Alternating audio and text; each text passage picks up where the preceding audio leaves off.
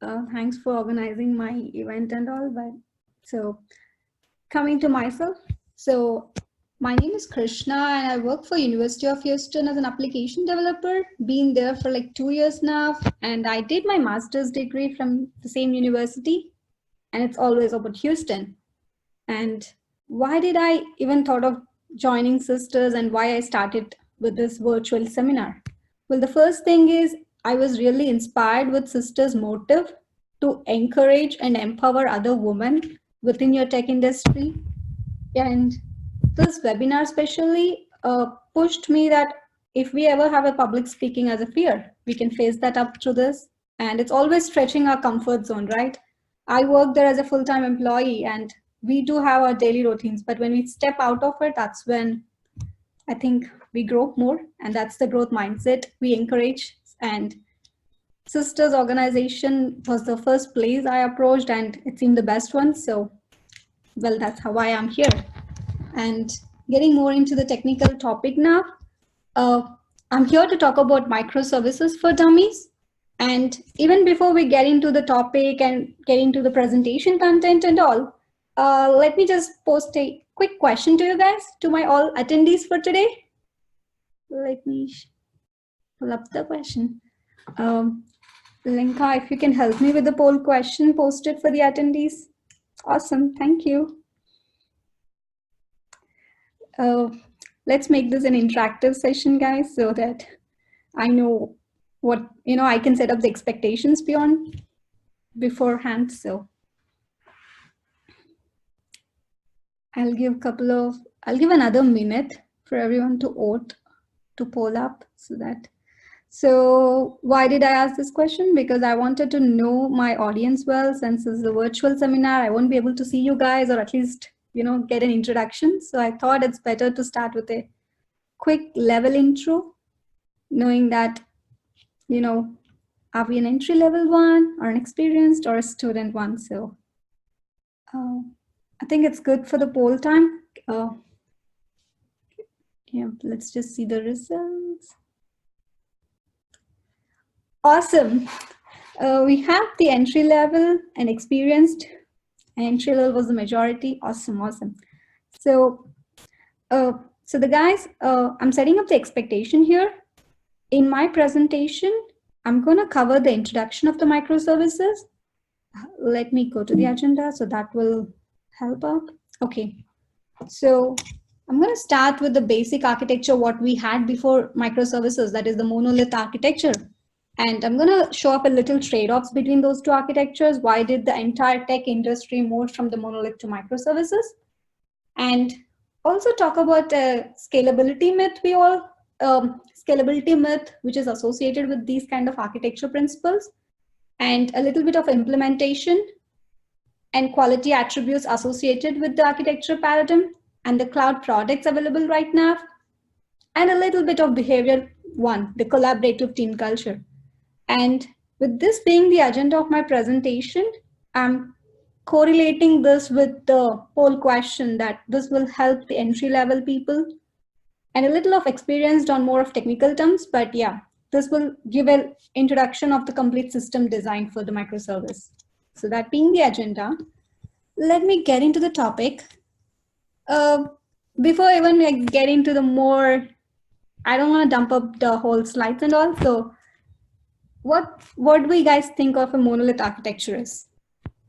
Yes, it's a huge database and huge application. To explain that more precisely, I came up with a little example. I wasn't supposed to use cartoons, so I just came up with some anime pictures right over there in the Microsoft. So yeah, if we see this flight, I'm just making this a metaphor over here. So the flight carries the passengers from one source to the other destination. So that is typically a monolith where we have all the use cases, all the functionalities of the product dumped as one application and provided in front of the client. Whereas the client, if it's a web browser, web app, n number of users across the city accessing it. So all the functionalities, everything, system as a whole is presented to the end user. So that's being the monolith one. Well, the microservice, as the term is coined, it's micro, it's just tiny. Imagine I'm going from Houston to Austin on a bike instead of a flight which carries everything, or in a car, or maybe a truck. So, well, we are conveying the same thing. We are presenting the same product, but we are modularizing it. We are decomposing it well enough. So that's what a little bit of microservices. And to make it more interactive, yeah, this is lunch hour, so I thought maybe a pizza example. Pizza, the whole crust, we bake it all at once, right? So that's typically what a monolith was. It is the complete system. We cook it up everything, we develop it, we test it, and we deploy it. Yes, we do have slices of the triangle ones, but yeah, those were the little modules we work on. And whereas the microservices comes up as, variety flavors. I like donuts, so donuts, cupcakes, pastries. So, well, looking at that, we can see that donut got its own properties, right? Cupcakes, pastries, but at the end, they all together make a, dessert category. So that's how the microservices is. And so the whole presentation, I'm going to build up a story here. Let's take a use case and see how we can relate our basic principles and how we can implement it parallelly, how we can correlate them. For that, well, I shop a lot. So I want to go with an online shopping application where all our users can relate with. We don't need an experience for that. We all trend up onto the Amazon, eBay and all. So I thought we'll go with an online e-commerce application much. Speaking of e-commerce, let's try to picturize how our e-commerce website looks. Oh yes, I see my login information. Let me pull up that. Yes. So we see the user profile. Yes, I need to log in up. I see all the products in the website, right? When I go into an Amazon.com or any other e-commerce site, I see n number of products displaying here and there. So yes, so there will be a product details to be there. And yes, once I place an order, I need them to be shipped up. So there's could be a shipping address one. I need to make a payment. So payment gateway and my wish list. I try to add them to my cart and wait till the last minute. Maybe there will be an offer. So yeah, so we have a shopping cart. Analytics. Well, yes, the vendors, they do analyze my track, my search history and start giving me recommendations. So yes, there is an analytics part. And offers. Oh yeah, who doesn't love offers? So if it's a Thanksgiving time or Christmas time, we all get offers. So, and it's something just for the time duration. So this being the use case and this being the product for us to develop using microservice or monolith, let's see the trade-offs between these two architectures now. For going with the monolith one, how does that go? As I have introduced the topic saying that monolith is system as a whole, the entire e-commerce application, if we see here, the whole, all kind of functionalities which we noted down initially while gathering the requirements for the e-commerce application are developed and deployed together as one app, one web app, or one WAR file. So the payment one, user profile information, authentication as well, the inventory, the product details, the order functionality, wish list, cart, addresses, everything. All the little functionalities are deployed together and all calls right from the user log hits on my website, all are gonna taken care of one app. And if you look at it, so there are a few disadvantages, right? One is kind of modifiability. What if I want to integrate this with my streaming video? If I want to go like an Amazon Prime video source, how can I integrate it? Now, if I'm going to get those new requirement, I'm going to make a change. I'm going to touch all these internal apps, right? Since everything is together. So yes, modifiability is little a trade-off, and bug fixing. If I have a bug on the cart functionality, tracking it down and narrowing it down and fixing it would be really expensive. And that's one of my disadvantage going with this architecture for these kind of systems. And the other one I notice is, since I'm developing all functionalities as one app, I'm just using a unified language. I won't be having a space for the developers to go with, train with the new technologies or integrate them. That's one of the disadvantage I have here. And the main other one is the single point of failure. What do I mean by that? Well, if there is an error or a bug in one functionality, it's going to impact the whole e-commerce application, resulting causing a disturbance to the users. And as well as I see all the functionalities are tightly packed. So those kind of a disadvantage for monolith architecture. And there are a few advantages as well. If I have a small team, if I have my requirement very minimized, I can even go with it, but it's a trade-off for that. With that being the monolith architecture, let's see the same one with microservices. How does that look? And I'm going to talk a little bit about service-oriented architecture as well here, because we get confused. At least I was initially confused when I got introduced to this concept, saying that, why not service-oriented architecture treated as microservice? So I'm going to answer that question as well. So let me pull up my microservice one. Okay. So prior to this, we have seen that the monolith one, we have the payment, product, order shipping, everything together in one app. Coming with microservice, we categorize them outside, saying that, okay, team A, you guys just take care of payment service. Have your own database, have your own domain structure and go with that. Team B, come with the product inventory microservice. Team C for order shipping. So we are categorizing them. So each functionality will be standing as its own entity. So that's how it works here that's how it goes with microservice architecture. And we might have thinking that, oh yeah, service-oriented architecture as well. We have one service as its own, and why not that? Yes, service-oriented architecture provides a little feasibility there, separating all the core functionalities. But at the end of the day, they're all connected together by the service enterprise bus, and everything are together as still one application. They are not granular. They are not independent entities of their own. Each and every service, yes, it just performs one action, but at the end, they are bounded to one database, and they're all deployed together as one app. So that's the little trade-off. That's a little comparison between these three architectural paradigms. And this is how the microservice will categorizing everything.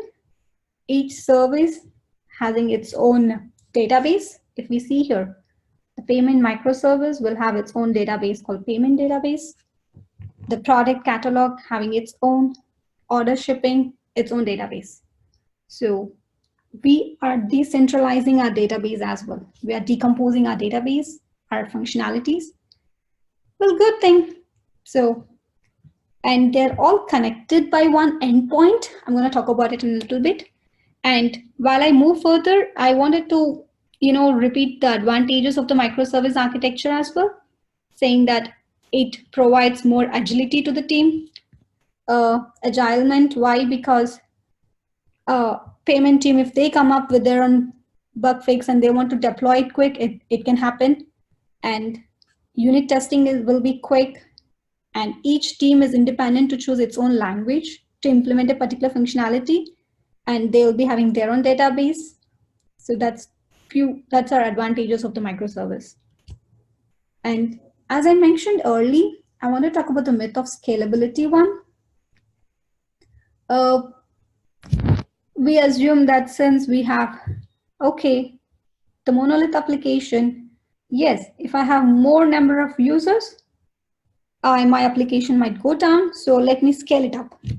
Well, speaking of scaling, we have vertical scaling and horizontal scaling, right? Vertical scaling where we increase the RAM power, internal processor power, and then try to accept the request more. And horizontal scaling where we come up with more nodes, extra nodes, and identical boxes to the server, and have a load balancer for that. We can, it's easy to go wrong here saying that since I have application 1, application 2, application 3 having their own database, isn't it a microservice now? No. Even then, it's not a micro. It doesn't come up with it doesn't sound like a microservice. Well, why? Because the application, all functionalities are still together here. These are just replicas. The whole functionality, the whole online shopping cart is still one application there. There's still a whole system. Yes, we have load balancer to balance the request from user 1 and user 2 or n number of users, but still we have the same application together. So scaling up, the horizontal scaling isn't leading it to a microservice. It's completely different. So I just wanted to talk about that. And with having a little introduction of the monolith, the microservice architecture, why do we want to go with, and a little bit of advantages, disadvantages, and the characteristics of the microservice, let's just take our example of online shopping cart a little bit more. Let's see how we can implement it. Now that we have the requirements, we have understood the trade-offs, and we thought of going with an architecture. The next is the implementation part for the product. So, and as we know, Java, I mean, I'm a Java developer, so maybe I might talk a little bit about it, but yes, Java offers its own frameworks called Spring Boot. It helps in developing that. So it's just a side note. So when we are initially, when an organization or any entity, when it is moving from monolith to microservice, we all aim to start small. So let's see here. We have a user interface, the online shopping cart. We have our API gateway. I'm going to explain about what this API gateway component is in a little bit so that it gets its own time. And I have my new feature 1. For example, I want to add an analytics, which is not in monolith. So I can have that as feature 1 and another feature 2. And now I have its own database, new feature to its own database. And here I still keep the legacy monolith database. What am I trying to do? If I have an existing monolith architecture, and if I'm seeing that to go into a microservice to scale it up and to accommodate all the advantages, I'm going to start small. Instead of building it from scratch, I'm going to come with, having new feature 1, feature 2, slowly breaking the monolith to microservice. We start small. So we still keep the monolith. When we have a request and when we think monolith is an efficient one, we'll pull it to the monolith. And for the other request, we start with new feature as a microservice. So that's another alternative, moving from a monolith to microservice. And let me talk a little bit more of the API gateway. That's one of our endpoint. So let's go to the other slide. Okay, I have the architecture. I have decided the requirements. Now, how am I going to connect them? Very good, Krishna. We have the product microservice available, the inventory microservice available, the payment microservice available. But together, we need to present them as one entity to the user, right? For the development sake, we decomposed and we wanted to scale it up. But at the end, we wanted all these microservices presented as one entity. So there comes the API gateway. So the API gateway accepts the user request, looks up the relevant microservice, and pushes the request. It's just a message. It's just a filter standing in between, I guess. So we can term that. It just takes an input and push it away. That's the API gateway here.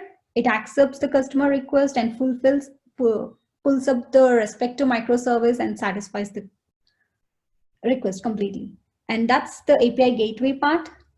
And we want some kind of protocol, right? So that the API gateway and the microservice, the Java application we have developed to interact with. There should be some kind of communication established so that when a user hits my URL and there comes the API gateway, and it should be able to communicate it. So that's where we get with the messaging concept. So I have my mobile app, web app, the API gateway. So now to communicate with the payment microservice, I go with the REST API call. REST API being the synchronous one, we can have, I don't want to get more of the REST API terms here, how those get request, post request, or maybe I can just take an example here. If I want to just get a product catalog information, so that's going to be a get request for HTTP1. I can just call my microservice, pass the product ID information, pass the relevant information, and then the microservice handles the request. This is a use case, guys. So it accepts the request, looks up in the database with the product ID provided by the user, pulls up the information, composes the response object, and sends it back. So that's typically how a HTTP protocol works, right? We accept a request, we check for the query parameters of all the parameters within the request one, process it with our business logic. If we have to interact with the database, we interact with our own database and sends back the response. So that's how we can implement a synchronous message service through the microservice, using the microservice architecture. And well, this is good, but don't we think that internally the product and the user profile or the order shipping microservice database needs to interact? Well, why do we think so? Because what if the product the vendor posted, shipping pickup location might be different. He might have updated it. We need that to be sync, right? So that's where it comes up with the asynchronous messages. We have a couple of products available outlined for these asynchronous messages. We use a messaging queue where one service publishes a message saying that, okay, saying that the product is been updated. It pushes the message to a message queue, and the order shipping microservices having a subscriber event, it pulls up the message from the queue. So we can use that kind, that has also an endpoint here, a messaging queue. So that's one point. And let's look into how we can decentralize this database. Why do we want to go with that? Okay. So microservice, as I mentioned, it's not just decentralizing or decomposing or loose coupling the business logic. It goes till the database layer. When we look up in the hierarchy, the application layer, the business, and then the database layer as well. For that, when we kind of go with those concepts, we have to make sure that we are going with the domain-driven design when we're designing our database, saying that in our use case, yes, for the payment model, I need to consider the relevant attributes for the payment gateway. And if I'm looking for an address functionality, I need to make sure I have captured all the required information to store an address field, address being its own entity. So it's going to be always a domain-driven design in case of microservice, which is using decentralized database completely. And we have an eventual consistency. We want our product inventory to be updated in our use case. If a user is trying to update, if a user is trying to view a catalog, and if there's a product inventory getting updated, we want those two databases to be in sync. And we were using the asynchronous message queue there, but at the same time, we want the eventual consistency between those two databases. So we need to consider that, the eventual consistency. And we do have another one called polyglot persistence. What do I mean by this? The persistence where we have we interact with the database and pull up, right? When we are trying to categorize the services granular into micro, we need to consider this trade-off saying that, does this database need high writes or high reads? For example, if it's a product catalog, it's going to be high read information and a little less of writes, right? Because a guest user or a potential customer or n number of people might be pulling up your application at the same time. So reading a product catalog database is very high, and updating the user profile information is minimum. So these kind of trade-offs comes into picture when we're choosing the database style, because each microservice can have its own database style, right? One can go with NoSQL, one can go with SQL because they are separate entities. So in that case, we need to consider the read-write balance. We need to consider the data life cycle. Well, the data life cycle is, imagine that this offer, Thanksgiving offers. Those offers, we don't want them to be stored in the database for, or we don't want to have them continually for months. Those can be cached. Those are only during the November time. So something like that. So those comes under data lifecycle one. So those come for this part. And what's this command query responsibility segregation? So in our use case, the user might be there's this order placed and we need a shipping address. We're going to interact with the shipping database. And every time, instead of making hits, we can have a common view between those databases, between how they communicate, which gets updated periodically, or we can schedule it. So that way we are minimizing the hits and we are making that they're all consistent. So these are kind of terms we need to remember when we are thinking of this database structures for different microservices and how we're going to integrate them together. So that's being the database level. Okay, I have my application, I have the business one done, I have my database to be decentralized, I have everything done. But we have to build them together and deploy, right?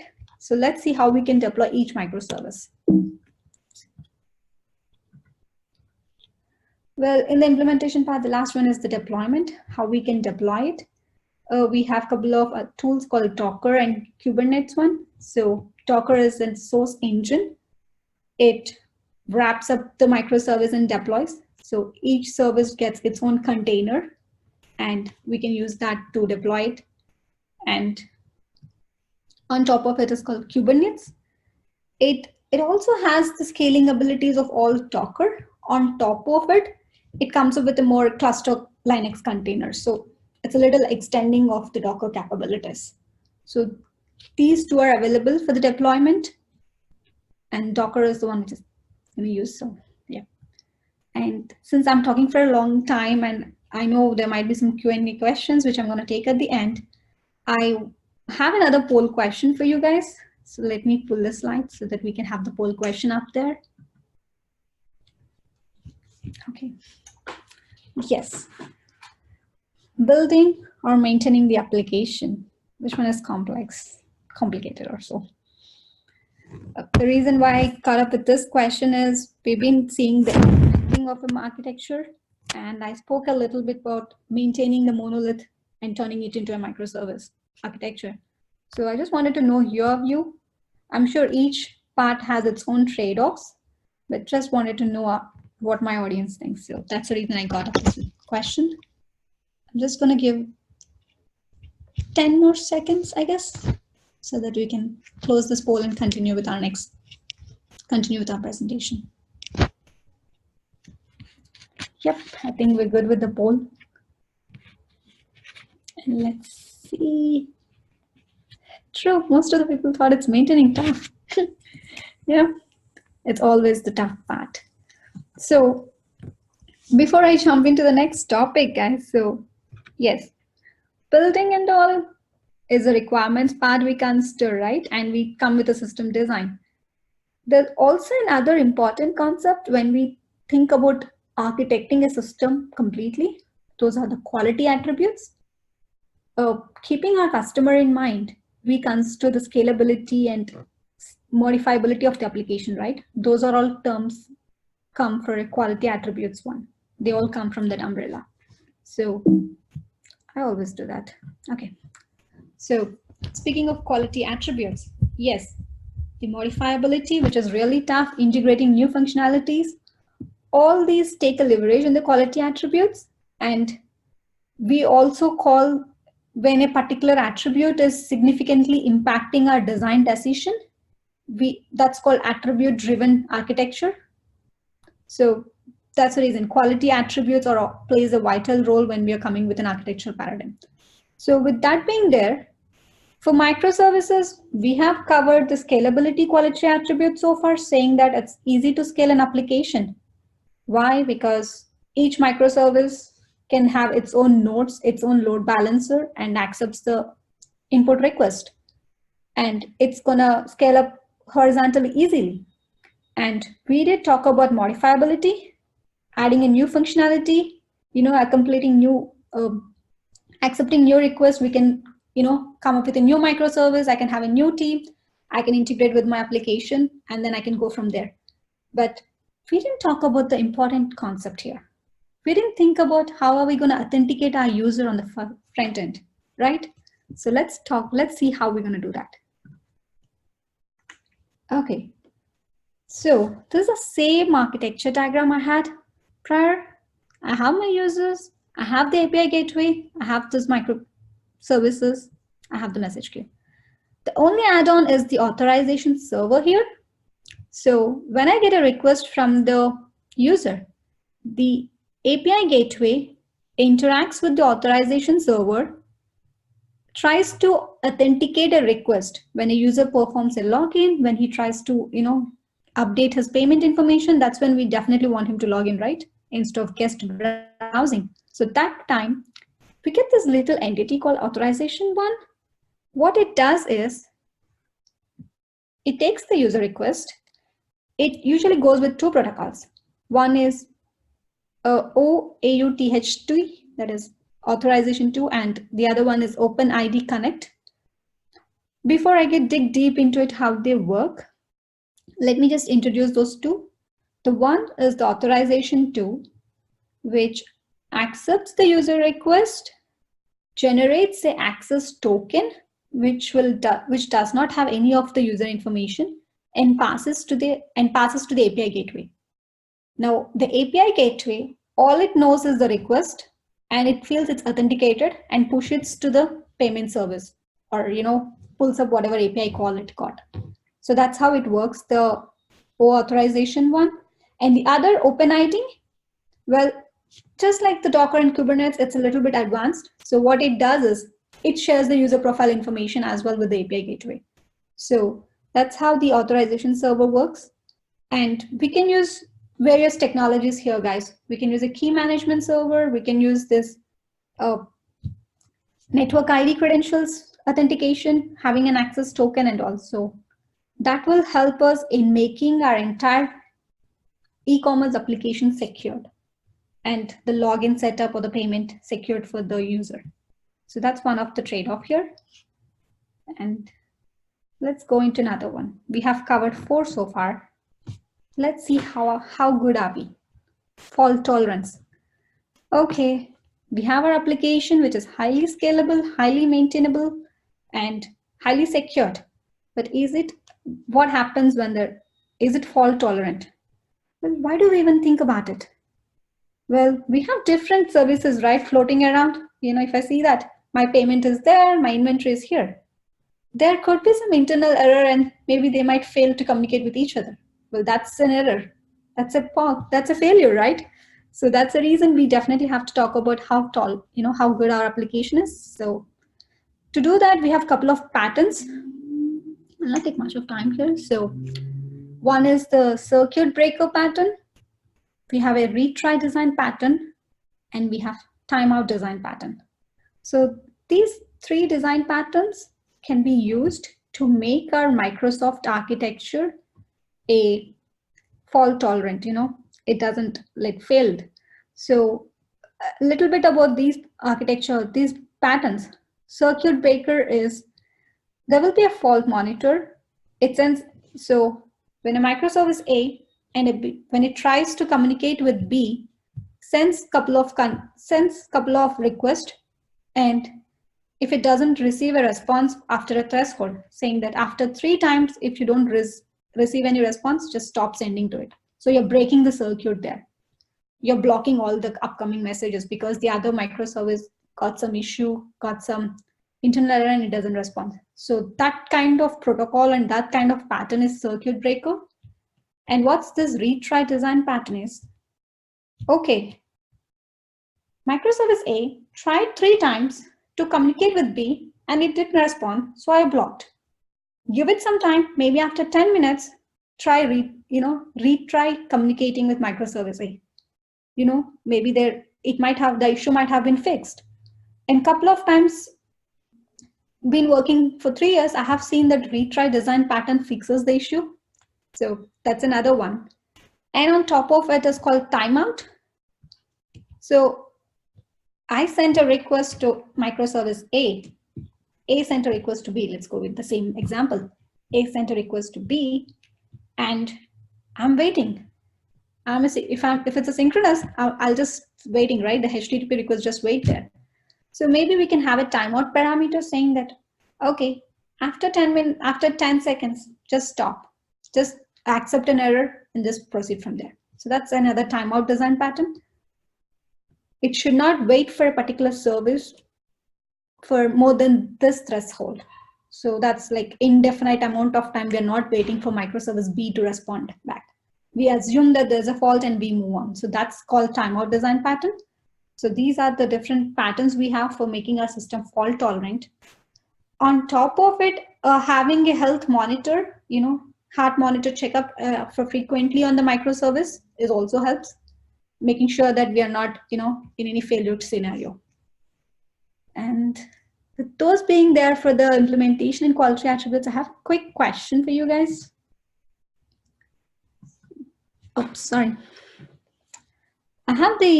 Okay, trust me, this is the last poll question, but yeah. So I have a poll question for you guys. See, we all are interested in microservices because the cloud is leading up and most of the cloud products are coming up with this microservices, right? Being that, I just wanted to know how many of you are familiar with the available cloud products outside? I know I should have made it a checkbox. Sorry about it. It's a radio button, so yeah, you can go with your favorite one. Okay, I think we are good with the poll question. It should be good, I guess. We give a minute. I know, audience are active, so. Okay. Okay, let's just close the poll now. We have a minute, so. Okay. Awesome. Most of Google is the favorite one. Okay, I see good for AWS and Azure as well. So that's nice. I'm glad everyone is familiar with the cloud products here available. So yeah, as I mentioned in the agenda, I just wanted to give a little more introduction about our cloud products which are available. So I'm certified in AWS. I mean, I'm not favoritism and all, but yeah, I'm a little more technical about AWS one, how those internal microservices work.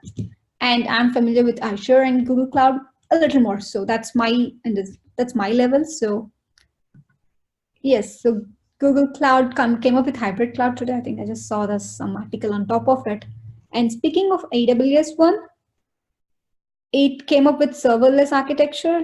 Yes, we all know that. And it got a couple of other microservices internally, launching an instance similar to Azure and Google Cloud. So I just wanted to introduce those two, so that could be helpful. If you wanted to dig more into those topics, it would be another session. So just wanted a little introduction.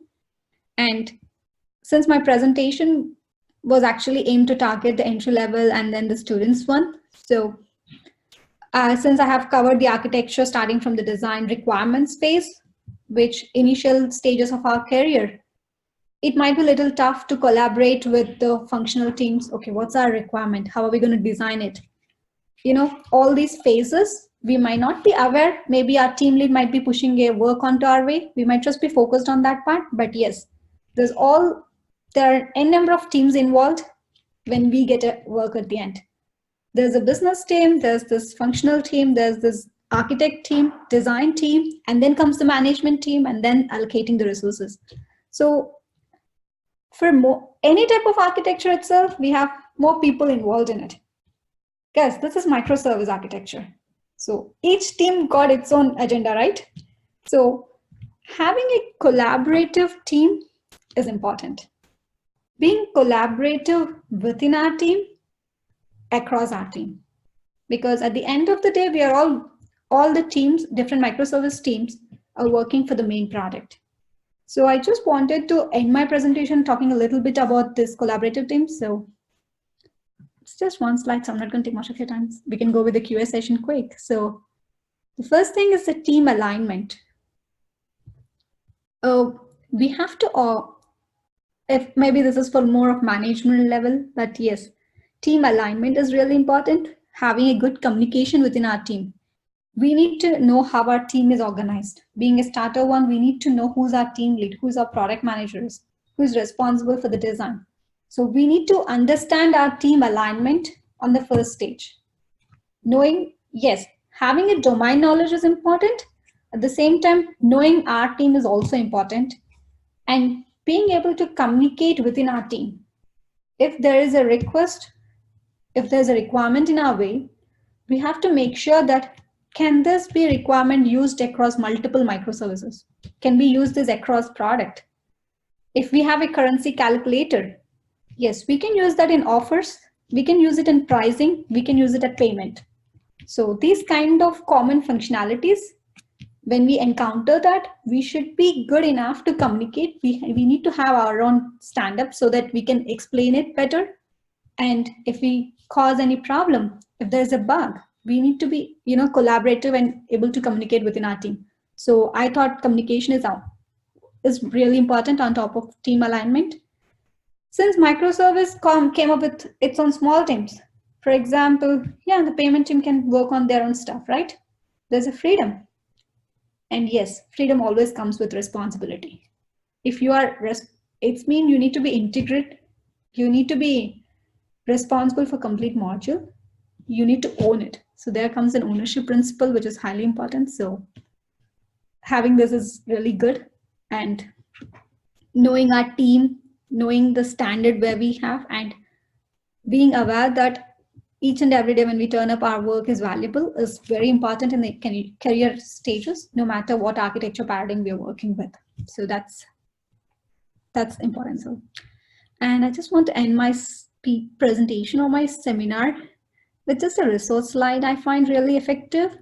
I usually go with Harvard Business Review for these kind of collaborative teams or, this kind of internal understanding, and a couple of other. And I do have a couple of other references. And yes, thank you. Thank you, team, for listening to me. And I think we can open up to the QA session. Thank you, Krishna, for the great presentation. And we do have a few questions if you want to look at those. Yes. Okay. I have seen a couple of questions. So let me go with the most recent one, which is, what is a load balancer? Okay. So I have n number of users, right? Saying that someone in Europe, someone in New York is also accessing my application. If it's a global Amazon.com or something like that, which is huge. Or let's just keep it within the United States. Someone from Texas, someone from New York is accessing it. My server, I have n number of nodes, right? What do I mean by nodes is the same application is being deployed at different node points, different instances, and they are available to the users to make calls. And usually what happens is there might be n number of requests only to one app server, and the other app servers might be free. They might not get any request. It's called congestion too. You're not dividing your request equally across the available resources. To overcome that problem, we came up with a load balancer. So the load balancer takes up 10 requests, looks up the available nodes. Okay, app server 1 is capable of accepting 5, it's doing 1. App server 2 is capable of doing 5 and it's doing 2. App server 3 capable of being 5, currently it's giving 3. Okay, I see more free time for app server 1. Let me push this request towards app server 1. So that way it balances the incoming request, make sure that the internal applications are used efficiently, not just bombarded, not just one server is bombarded with requests. It makes sure that they have the free time. I mean, they are able to perform within their limit so that they don't scale out. So that's where the load balancer is really handy. And yes, and we do have the load balancer at the front end, and we can have it right before the database layer as well. Because at the end of the day, database also has its own engine, right, for the queries and all. So load balancer comes twice. And let me take the other question. What is an endpoint in the API gateway? I think I have covered it, but I can reiterate it on that. The API gateway, which stands as a welcome point. So once the load balancer knows, it pushes to the API gateway, and from there it looks up for the microservice. So that's how it goes, the complete architecture diagram. Starting from the right, hey, my user, hi. So pulls up a request, load balancer takes it, goes to the API gateway looks for the authorization, if it's a payment, looks for the server, looks for the access token. Access token is a secured one, saying that it's authenticated, so sends into the microservice. And so that's, I think I have answered the question well with the example. And I'm going to the next question. All the functionalities are going to be deployed at the same time. No. Well, my understanding of the functionality is payment being a different functionality, shipping, product, different functionality. Let's assume like that. Each team will have its own go live date. It can have its own done date in terms of the agile scrum calls, but yeah, each team can have its own deployment for its own module, right? And that's the flexibility we provide to the developers and as well as to the users to start using the functionalities, to start making advantage, leveraging the benefits of the new requirements. So that's a good question too, but yeah. So that's how it works. And I know system design, understanding an architecture paradigm might seem way out of our league, or we might assume that, okay, I'm a developer, I'm a programmer, my focus is to program. No, it's always understanding the entity as whole. What's our requirement? What's the product dedicated to perform and how it works? So that's an important point, and that's the reason I guess most of these days, even the top companies, if I can talk about it, yes, the topmost companies expect the candidate to have the system design skills. And in case of system design skills, it's always important to highlight these points. No matter what we're doing, if you're trying to understand an architecture, look from this perspective. Okay, what's the requirement? What quality attributes am I looking for? What's the availability of the product?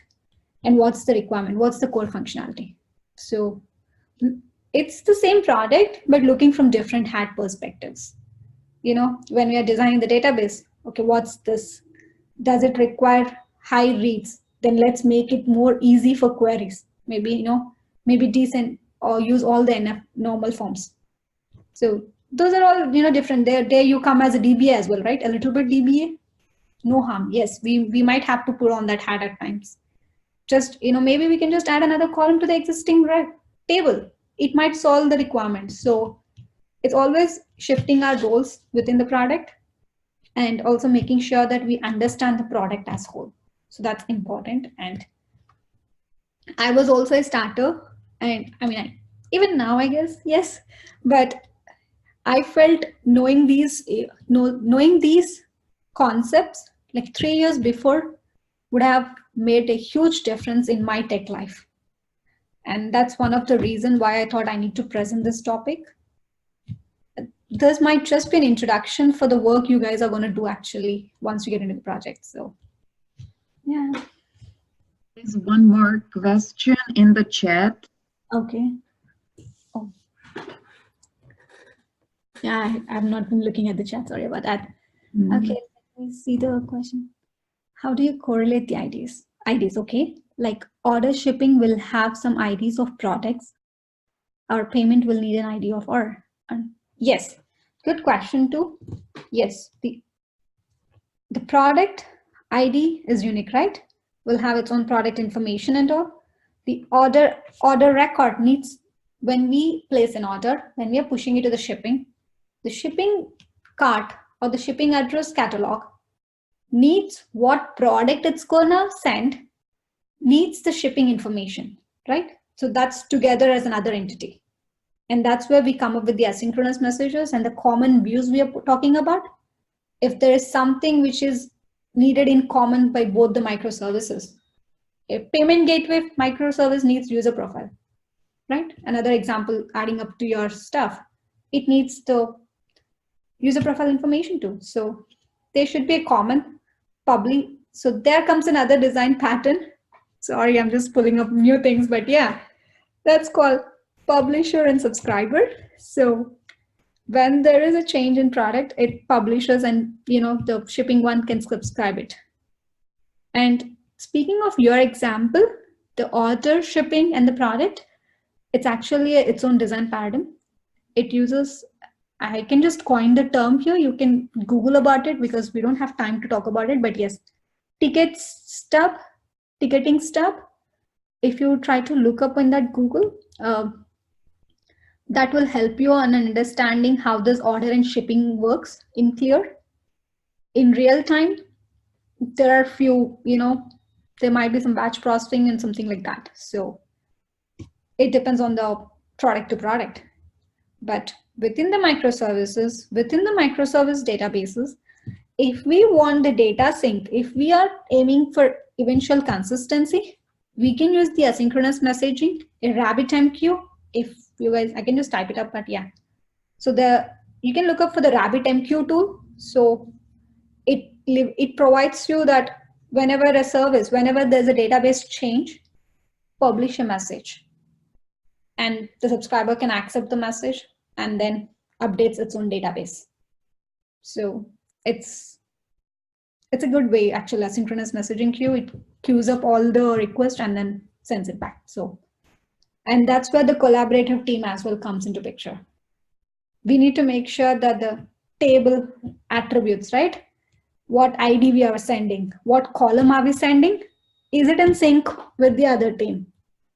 Does the other team know that in my message, I'm sending product ID with PRD as the tag name or as the call name? Are they aware about it? So that's how it goes. So yes, is the ticket stub the name of pattern? Ticketing stub, it's actually a functionality. It's not just a design pattern. What ticketing stub does is, I can give a little intro. We have like 2 minutes of time. So usually the PayPal and all, they use these kind of ticketing stub. What they do is they have order request, right? Order placed. They capture all this information together, and overnight or over 3 hours or 4 hours, they do a batch processing and sends it to the relevant shipping one or the with the third party gateway to accept the payment, to make sure that this particular debit card has an amount or not. And the famous example I can give for ticketing stub is NFL. Making within our stadium, if you're planning to make a ticket, if you're planning to take those seats, sorry, I'm not an NFL fan, so yeah. So if you're planning to take those couple of slots, the event coordinators does the ticketing stub in the background. They accepts the request n number of stuff and publish it periodically, such that we are not putting load on our server and we are doing it periodically. So that's the one. Yep. Sure. And also you guys can If there are any other questions, and if you want me to get in more into of this design patterns or any of the architecture related questions, you can reach out to me in LinkedIn. I'm available as Krishna Madhuri Kompella. I should have kept it on my final slide, but sorry guys. Just typing it in my chat window. So that's my name completely. So you can find me up in LinkedIn, reach out to me, or I could have shared I do have my site available. I was using AWS static website hosting, Microservice there as well. So we can, if you have any other questions, if you want me to talk, or if you want me to share a little more information on any of the architecture or the design patterns, feel free, and I'll try my best to answer them. Yes.